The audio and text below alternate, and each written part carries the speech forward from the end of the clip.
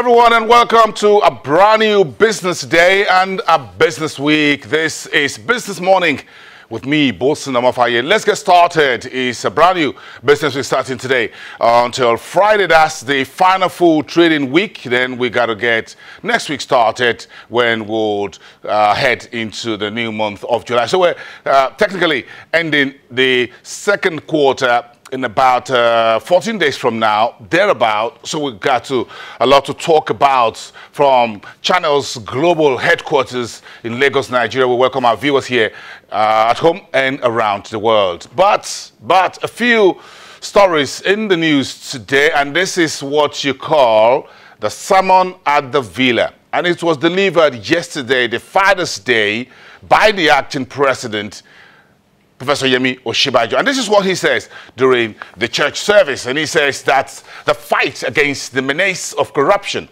must start from churches when church leaders resolve to ostracize and expose corrupt members. The word ostracize means to element like disfellowship, throw out, or put in the manner that shows that what they are doing is wrong. That's the word ostracize means, cut out from the rest of the members.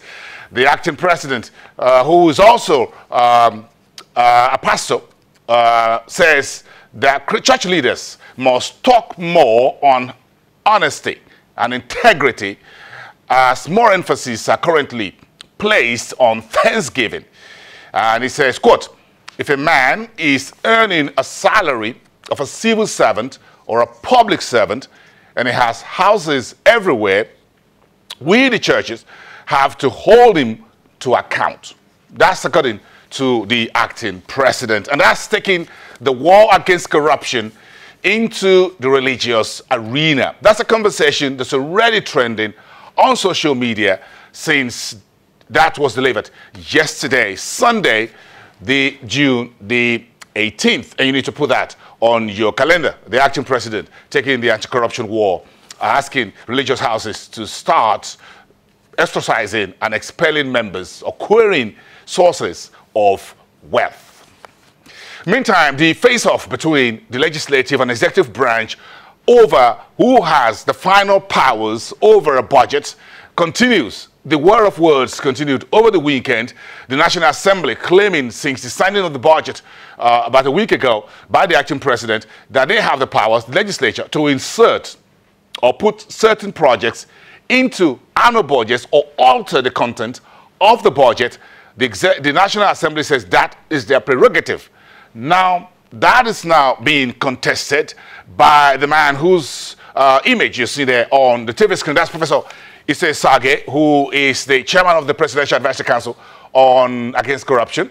And he says, partly reported today, that the National Assembly has no powers to create projects. It approves budgets, but went on to say that this National Assembly does not get the message.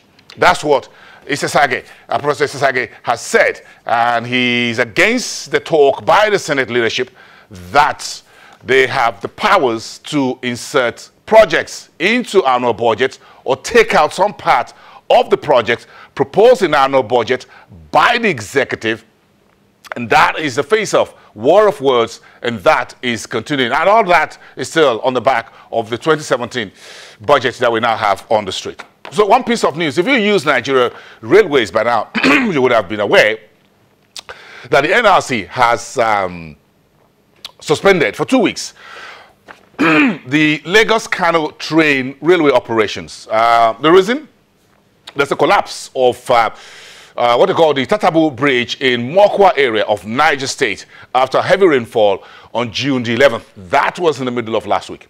So the NRC says the way out is to erect a temporary bridge on the rail track that will move from, and they will move those parts from the Ibadan railway station to arrive in Niger State today, Monday, the 19th, for the repair work on that rail line to get the Lagos-Kano rail services back on track. The agency says the damaged track was about 300 meters, and the cost of the shutdown will be about 50 million naira, while the cost of repair is estimated at 5 million naira. Let's get into the markets. I'm in love with the market, and you should be. Let's start with currencies. The central bank sold $413.5 million on Monday. That's about $500 million US, and that tightened or narrows the gap between the parallel market, what they call the street to narrow dollar rate, 364 to $1, to NAFEX. That's the autonomous foreign exchange market, to 365.29. At that window, the autonomous market, the naira gained 7 naira, 96 kobo, or 796 points against the US dollar in just 1 week. So if you look at the figures, if you look at the interbank spot market, the naira was a little bit tepid, half of 0.1%. That's what 0.05 negative tells you. 305.75. The naira was down 0.2% at 402.01 against the British pound, and finished off Friday 351.89 to the euro, up 0.14%. On the street, it was 370. That was the finishing figure for the local currency unit against the greenback. Against the pound, naira gained about 0.75%, 465, and finished 407 on the euro, gaining 1.06%. At the investors and exporters window, the naira was much better, 2.14%, a massive rally last week. Naira dollar, 365.29. That's the window where investors and exporters have their play. Investors who want to buy stocks, bonds, treasury bills, or who wants to plow back their dividends they make from some companies listed in the Nigerian market, or even unlisted companies, they have that window to play. And that's the market where the naira is gaining very rapidly, 2.14%. That was the figure. That's where we finished off on Friday. We'll see what the opening figures look like. If you check through FMDQ, OTC Securities Exchange official website, what's the opening figure today for that market, the INE FX. The stock market continued to remain bullish, 1.60% in all last week. We're still climbing up